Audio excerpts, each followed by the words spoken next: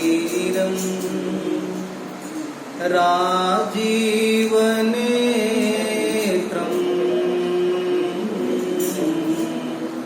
रघुवंशनाथं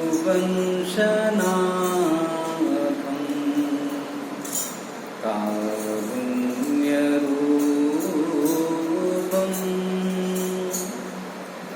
करुणाकरन्तं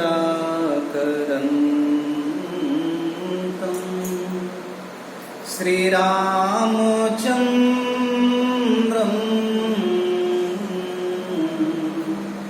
शरणं प्रपद्ये। परमपिता परमेश्वर अकारण करुणा वरुणालय भक्तवांछा कल्पतरु अनंत कोटि ब्रह्मांड नायक मर्यादा पुरुषोत्तम भगवान श्री राम, यह भगवान श्री राम की दिव्य प्रतिमा जगत गुरु रामानंदाचार्य जी के द्वारा स्थापित है, जो माउंट पर्वत, आबू पर्वत जिसे कहते हैं, नक्की झील के किनारे। यह अत्यंत प्राचीन, लगभग 650 वर्ष प्राचीन श्री ठाकुर जी यहाँ पर विराजमान हैं। और आज हम सब भगवान श्री कृष्ण के जन्म उत्सव को मनाने के लिए, क्योंकि यह कोरोना काल चल रहा है, अत्यंत संक्षेप में कुछ लोग यहाँ एकत्रित हैं, जिसमें हल्का सुखमा दी, जिसमें हम सभी भगवत भक्त यहाँ एकत्रित होकर के और ठाकुर जी के प्राकट उत्सव मनाने के लिए और ठाकुर जी को बुलाने के लिए यह आशा करते हैं कि जल्दी 12 बजे और ठाकुर जी का जन्म हो। हमारे आपके मध्य में यहाँ के प्रबंधक श्री राधा कृष्ण दास जी यहाँ उपस्थित हैं और वर्तमान इस गद्दी के गादीपति अनंत विभूषित डॉक्टर श्री सिया रामदास जी नैयायिक, जो यहाँ आप सबके सामने उपस्थित है, अपने वाणी के द्वारा 2 शब्द ठाकुर जी के ऊपर बोलना चाहते हैं। आप सब इस अमृत वचन को श्रवण करके अपने को आह्लादित करें और अपने को आनंद प्रदान करें। श्री महाराज जी। ततो जगन्मङ्गलमच्युतांसं समाहितं सूरसुतेन देवी अनन्तानन्दकृष्णाय जगन्मङ्गलमूर्तये नमः। सर्वेश्वर श्री रघुनाथ जी के समक्ष हम लोग समुपस्थित हैं और श्री कृष्ण जन्माष्टमी महोत्सव को मना रहे हैं। सबसे पहले अपने को यह ज्ञात होना चाहिए कि सर्वेश्वर श्री रघुनाथ जी ही श्री कृष्ण के रूप में प्रादुर्भूत हुए। क्यों प्रकट हुए? भगवान के अवतार का प्रयोजन भगवान ने श्रीमद् भगवद गीता में अपने श्रीमुख से स्वयं कहा है,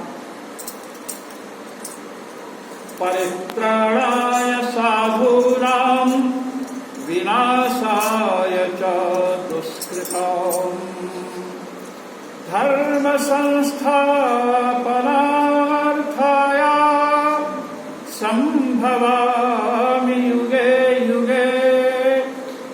भगवान ने अपने अवतार का प्रयोग किया। मैं किसी मुहूर्त में अवतार लेता हूं ऐसा नहीं कहा।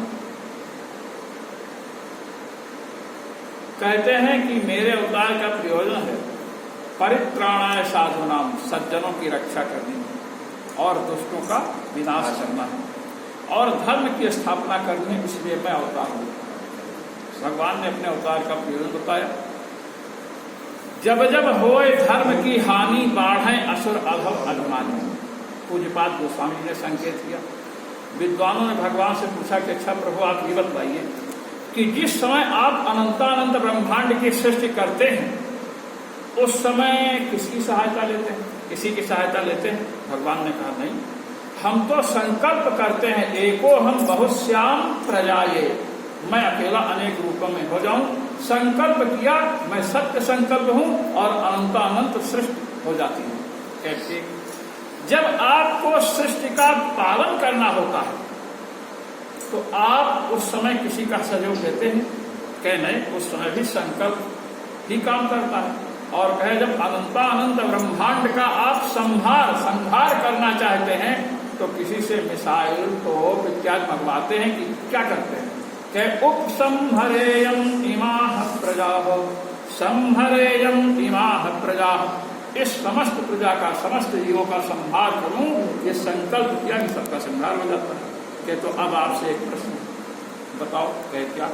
कहे आपने कहा है कि मैं सज्जनों की रक्षा के लिए अवतार लेता हूं, तो जब अनंतानंद ब्रह्मांड की रक्षा आप अपने संकल्प से कर लेते हैं तो सज्जनों की रक्षा संकल्प से नहीं होगी क्या? होगी ना? क्यों अवतार लेते हैं? दूसरी बात, आपने कहा विनाशाय च दुष्कृताम, दुष्टों के विनाश के लिए मैं अवतार लेता हूं। जब अनंतानंद ब्रह्मांड का संहार आप संकल्प माल से कर सकते हैं, करते हैं, तो कुछ दुष्टों के विनाश के लिए आने की जरूरत है। वहीं से संकल्प कर लीजिए, दुष्टों का विनाश हो जाए। और धर्म संस्थापना है, धर्म की स्थापना के लिए आप अवतार लेते हैं। जब सृष्टि अनंतानंद ब्रह्मांड की सृष्टि आपके संकल्प से होती है, अनंतानंद ब्रह्मांड का संहार आपके संकल्प से होता है, तो धर्म की स्थापना भी तो आपके संकल्प से हो जाएगी। उस समय आपका संकल्प कोई कमजोर पड़ जाए, ऐसा तो है नहीं, तो आप क्यों अवतार लेते हो महाराज? भगवान ने कहा कि विद्वानों आप लोग बताओ कि मैं क्यों लेता हूं। हमने तो जो प्रयोजन बताया अवतार का उसे तो आपने काट दिया। कहे नहीं, आपने कहा है लेकिन छिपा दिया, बताया आपने। कहे मैंने कहा हमने तो स्पष्ट कह दिया परित्राणाय साधुनां। कहे आपने विनाशाय च दुष्कृताम च शब्द जोड़ा है। क्या शब्द कहा? हमारे संस्कृत साहित्य में क्या शब्द का इतना महत्व है कि जो बात छिपा दी गई है, नहीं कही गई है, उसको व्यक्त करता है। चकारो मुक्त समुच्चयार्थकः, जो नहीं कहे। तो हमने क्या नहीं कहा? भक्तों ने कहा कि देखिए आप सृष्टि कर सकते हैं संकल्प से और अनंतानंद ब्रह्मांड का संहार अपने संकल्प से कर सकते हैं, धर्म की स्थापना अपने संकल्प से कर सकते हैं, किंतु यशोदा जी को पुत्र सुख देना होगा। यशोदा जी को जब गोद में बैठ करके आपको उछालेंगी, ये आप वैकुंठ में रहकर नहीं कर सकते। इसके लिए आपको आना पड़ेगा, आपको इसके लिए आना पड़ेगा। आपको कौशल्या जी की गोद में आने के लिए संकल्प ही काम नहीं करेगा, समझे ना? तो होगा क्या कि आपके अवतार का मुख्य प्रयोजन क्या है? भक्तानुरंजन, भक्तों को प्रसन्न करना ही आपके अवतार का मुख्य प्रयोजन है। अच्छा, अब देखिए भगवान के जब अवतार का समय आया तो कंस ने कहा कि हम लड़का ही पैदा नहीं होने देंगे। भाई पति पत्नी जब एक साथ बैठेंगे उठेंगे तब ना बालक होगा। तो कंस ने क्या किया कि अपने कारागार में 20-20 हाथ की दूरी पर लौह स्तंभ में, लोह के खंभे में, एक में वसुदेव जी को और दूसरे में देवकी जी को बांध दिया हथकड़ी में। देखते हैं तुम्हारे संतान कैसे। भगवान ने कहा कि मूर्ख कंस, तू डाल डाल में बात पाए। तू ये समझ रहा है कि परमात्मा का जन्म स्त्री के रज और पुरुष के वीर के मिलने से होता, यही तेरी भूल। भगवान ने जब अर्धरात्रि का समय आया तो भगवान ने वसुदेव जी से कहा कि वसुदेव जी आप अपने मन में मेरा चिंतन करो कि मैं आपके मन में आ रहा हूँ। वसुदेव जी कहा आपको सर्वव्यापक हो रहा है, सब जगह हमको चिंतन करने की क्या जरूरत है? कहे तुमको बाप बनाना है मुझे अपना, इसलिए तुम हमारे पिता नहीं बन सकते हो। तो सब जगह हमको देवकी के गर्भ में चिंतन किया कि भगवान मेरे मन में आए। कहे अब चिंतन करिए कि मैं देवकी के मन में जा रहा हूँ। भगवान ने जब कहा तो वसुदेव जी चिंतन किया कि देवकी के मन में गए कि अब चिंतन करो कि उनके मन से उनके पेट में जा रहा, चिंतन करो। समाहितम सूर्य सुतेन देवी, श्रीधर स्वामी जो है भागवत के बहुत बड़े व्याख्याता हुए, उन्होंने कहा कि चिंतन का बड़ा प्रभाव पड़ता है। आप लोगों को बताऊं, 3 प्रकार का होता है चिंतन महाराज। एक तो होता है दृष्टि, दृष्टि का बड़ा प्रभाव पड़ता है। तो आप तो जानते हो सब लोग नजर लग जाती है, दृष्टि ही तो है। दृष्टि का कितना प्रभाव पड़ता है कि मछली जब उसके बच्चे होते ना मछली के, और बच्चों को जब भूख लगती है तो मछली के कोई दूध नहीं होता है कि दूध पिलाकर पाले उस समय भूखे बच्चे मछली के नेत्रों के सामने आते हैं और मछली की दृष्टि पड़ती है और उस बच्चों का पोषण होता है। ये दृष्टि का प्रभाव। और एक होता है स्पर्श का प्रभाव। कुछ गुरुजन ऐसे होते हैं कि जिनकी दृष्टि में आप पड़ गए तो आपका कल्याण हो जाएगा, और कुछ गुरुजन ऐसे होते हैं जो स्पर्श से कल्याण करते हैं। पक्षी जो होता है, पक्षी जब अंडा देता है और अंडे से जब बच्चा निकलता है तो हमने खुद देखा है, स्वयं देखा है कि पक्षी कुछ चारा वारा लेने जाता है, चाहे कीड़ा पकड़ कर चला जा रहा है, चाहे चावल का कण, और ला करके उसको मुंह में देता है। और जब वहां से चलना होता है तो अपने पंखों से उसको ऐसे से करता है, ढकता है, मैंने देखा। और उसके बाद वो विष्ठा उसका कर देता है, कटकी होती तो उसी को मुंह से ही उठा करके ले जाता है। वो जो ऐसे ऐसे स्पर्श करता है अपने पंखों से, उससे बच्चे का पोषण होता है, उसको शक्ति प्राप्त होती है। इसलिए हम जब किसी गुरुजन के पास, किसी संत महापुरुष के पास जाकर के प्रणाम करते हैं और हमारे सिर पर हाथ रख दिया, स्पर्श कर दिए, तो उससे हमारा पोषण होता है, हमको शक्ति मिलती है। तीसरे प्रकार के गुरुजन हैं जो अपने संकल्प मात्र से जीव का कल्याण कर देते हैं, और यही स्थिति वसुदेव जी ने संकल्प किया है कि हमारे मन से भगवान देवकी के मन में जा रहे हैं, भगवान को जाना पड़ा। अब संकल्प से किसका कल्याण होगा मैं आपको बताऊं। कछुआ और कछुआ की पत्नी मादा कछुवी जब अंडा देती है तो जल से निकल करके स्थल पे भूमि पर जाती है और खोद करके अंडा देती है, उसको दबा देती है। इसके बाद फिर जल में चली जाती है और वहां जाकर के चिंतन करती है, अब मेरा अंडा बढ़ रहा है, अब उसमें बच्चा पुष्ट हो रहा है। चिंतन, और चिंतन करते करते वह निर्णय कर लेते हैं कि आज बच्चा निकलेगा। फिर वहां से आती है और उसको निकालती है, जैसे उसी समय बच्चा निकलता है। ये उसके चिंतन का प्रभाव है। तो ऐसे भी गुरुजन होते हैं कि जिनके प्रति हम यदि अपनी सद्भावना रखते हैं, उनको नमन करते हैं, तो वे अपने संकल्प से हमारा कल्याण कर देते हैं। श्री वसुदेव जी ने संकल्प किया भगवान के आदेशानुसार कि आप देवकी के मन में जाइए, मेरे मन से भगवान गए और वहां से भगवान आए हैं देवकी जी का। ये प्रक्रिया क्यों किया? क्योंकि भगवान को देवकी जी के पेट में, क्या आप सबके पेट में है भगवान? भाई तो कण कण में है, तो देवकी के भी उदर में है।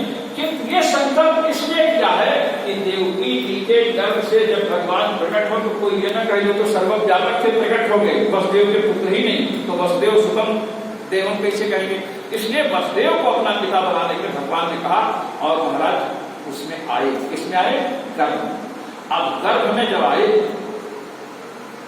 तो महाराज समय सब देवता जितने थे सब आकर के गर्भ स्तुति किए हैं। और समय क्या है मैं बताऊं आपको, बुधवार से आज बुधवार, निशीथे तो भूते जाए माने जना। निशीथ काल है, निशीथ काल कहते हैं 11 बजे से 2 बजे के समय को निशीथ काल कहते हैं। भगवान श्री कृष्ण के समय 12 बजे रात और भगवान राम के समय 12 बजे दिन।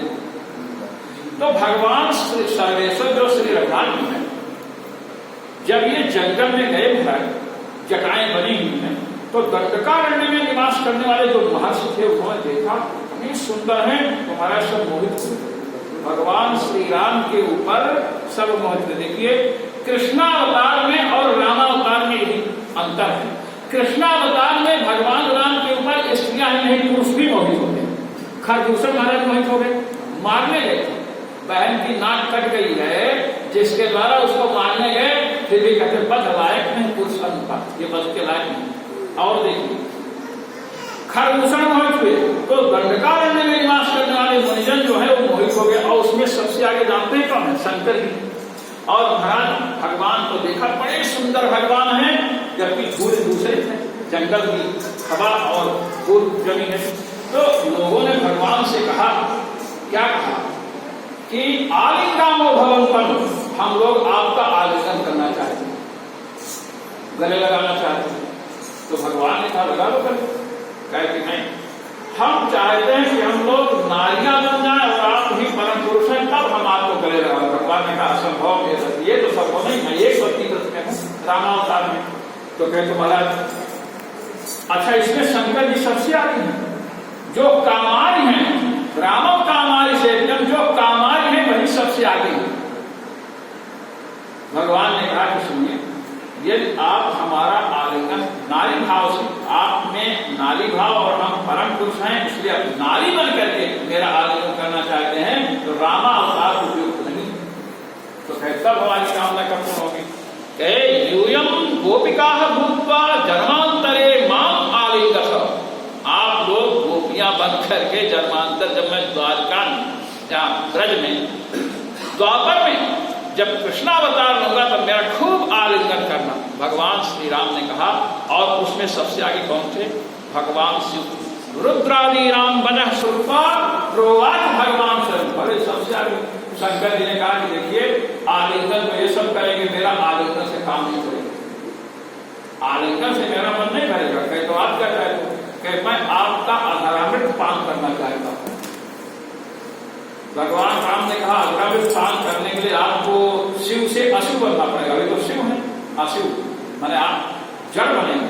क्या स्वीकार है कि जड़ में भी आपको बांस करना पड़ेगा, कि बांस बनना भी स्वीकार है, कि कटना पड़ेगा, क्या कट भी नहीं, क्या उसके बाद छिदना पड़ेगा। बंसी बनाते हैं बांसुरी, तो उसमें छेद रहता है कि नहीं, जलना पड़ेगा, छिदना पड़ेगा, कि सब स्वीकार है, कि तो आप अधरामृत का पान कर सकते हो। वंशस्तु भगवान रुद्र, ये भगवान श्री कृष्ण की जो वंशी है ना, ये भगवान श्री वंशस्तु भगवान रुद्र। इस प्रकार भगवान रुद्र बने वंशी, और भगवान श्री कृष्ण के भगवान सर्वेश्वर श्री रघुनाथ जी जो कृष्णावतार में कृष्ण बने हैं द्वापर में, उनके अधरामृत का पान करते थे।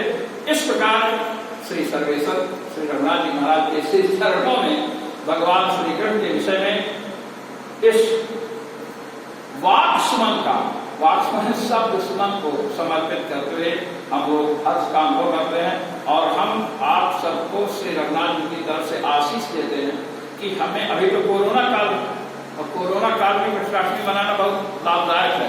आशा कृष्ण में का शब्द है, और कोरोना भी का से ही आरंभ होता है, समझ है ना। और भगवान ने जिसको मारा कंस, उसमें भी का था ना, तो का संबंध भगवान उनसे पहले से है, इसलिए कोरोना ठीक समझे नहीं। तो भगवान के श्री चरणों में हम साष्टांग प्रणिपात निवेदन करते हैं, और हम कहते हैं कि अग्रिम वर्ष जो है कुछ इस ढंग से मनाया जाए कि आनंद ही आनंद आए।